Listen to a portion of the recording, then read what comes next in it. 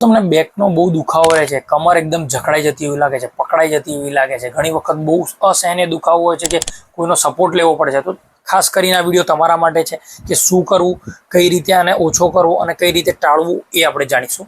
તો back pain થાય છે કેમ તે જાણીએ. બેક પેઇન હંમેશા બેઠાડું જીવન હોય એ લોકોને થતું હોય છે, ખાસ કરીને જે ડોક્ટર્સ છે, એન્જિનિયર્સ છે, કાં તો પછી ટીચર્સ છે, આ લોકોને જ્યારે બેઠું કામ કરવાનું હોય ત્યારે થતું હોય છે. તો હંમેશા તમે જ્યારે બેઠા રહો ત્યારે હરેક કલાકની વચ્ચે 10 થી 15 મિનિટ તમે ઊભા થવાનું રાખો, હરવા ફરવાનું રાખો, ચાલવાનું રાખો, વચ્ચે બેકનું સ્ટ્રેચિંગ કરવાનું રાખો, તો પછી તમને એનાથી આરામ મળશે, જેથી બેક પેઇન નહીં થાય. એના સિવાય બીજું એક લઈ લઈએ કે જો વજન વધારે હોય, બોડીનો અપર વેઇટ વધારે હોય, બેક પર જ્યારે લોડ પડે છે આ બોડીનો વેઇટનો, ત્યારે પણ બેક પેઇન વધારે થતી હોય છે, સ્ટીફનેસ થઈ હોય, પકડાઈ જતું એવું લાગે છે. તેથી તમારું વજન પણ કંટ્રોલમાં રાખો. ઓબેસિટી એક સારું એવું કારણ છે કે બેક પેઇન થવાનું, બરાબર.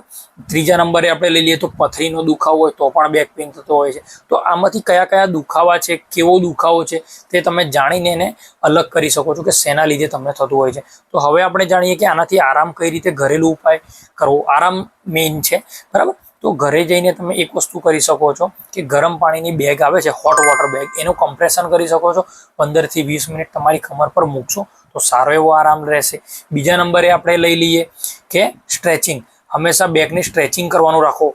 ઘણી બધી એક્સરસાઇઝ છે, એક આ છે, એક ઉપર તમે હાથ કરશો, આ બધી ઘણી અવનવી એક્સરસાઇઝ છે, તમે તે કરવાનું રાખો. તમારું પોસ્ચર સુધારો, જ્યારે પણ બેસો ત્યારે સ્ટ્રેટ બેસવાનું રાખો, બરાબર. આવી રીતે તમે બેસશો તો બી તમને દુખાવો થશે, એટલે બને એટલું સ્ટ્રેટ બેસવાનું રાખો.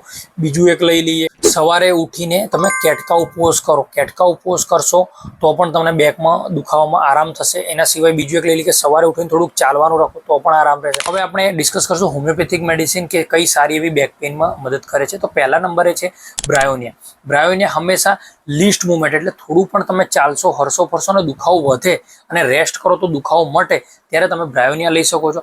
અને રસ્ટોક્સ ત્યારે જ્યારે બી તમે બેઠા રહો ત્યારે દુખાવો વધે અને ચાલો ત્યારે દુખાવો મટી જતો હોય, સ્ટીફનેસ વધારે હોય, ત્યારે તમે રસ્ટોક્સ લઈ શકો છો. આ બેમાંથી મેડિસિનમાંથી તમે કોઈ બી એ દુખાવાના પ્રકાર રીતે તમે લઈ શકો છો, બરાબર. જો તમને આ વિડીયો સારો અને ઇન્ફોર્મેટિવ લાગ્યો હોય તો તમારા ફેમિલી, ફ્રેન્ડ્સ અને તમારા કલીગ્સને તમે શેર કરી શકો છો. અને stay healthy, stay fit. Thank you.